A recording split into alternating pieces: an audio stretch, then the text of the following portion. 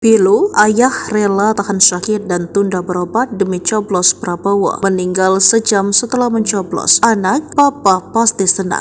Kisah harus seorang ayah rela menahan sakit demi memakai hak suara untuk memilih jagoannya. Seorang ayah rela menunda berobat ke rumah sakit demi bisa menyalurkan suaranya dalam Pilpres 2024 pada 14 Februari 2024 lalu. Beberapa jam setelah mencoblos paslon jagoannya, yakni Prabowo, Gibran Raka Buming Raka, sang ayah meninggal dunia. Kisah ini diceritakan oleh anaknya, pemilik akun TikTok. Ratu sebenarnya merupakan petugas KPPS di Desa Pandanlagan, Kecamatan Keragai, Kabupaten Tanjung Timur, Jambi. Ia bercerita bahwa ayahnya Zulbaini meninggal dunia setelah rela menunda berobat demi bisa mencoblos Prabowo Gibran. Sampai kemudian sang ayah meninggal dunia pada 15 Februari 2024. Kata Ratu, ayahnya menolak dibawa ke rumah sakit sebelum mencoblos Prabowo Subianto dan Gibran Raka Buming Raka dalam Pilpres 2024. Pak Prabowo, papaku rela nahan sakit untuk tetap bisa nyoblos, tulis Ratu di TikTok. Ia mengatakan ayah menahan sakit ginjal dan pembengkakan jantung. Meski sakit udah gak tahan, ginjalnya sudah tidak berfungsi, dia tetap usaha nahan sesak ketika anggota KPPS datang menyambanginya. Kami paksa untuk bawa ke rumah sakit, beliau tidak mau. Katanya harus coblos Pak Prabowo dulu baru ke rumah sakit, katanya.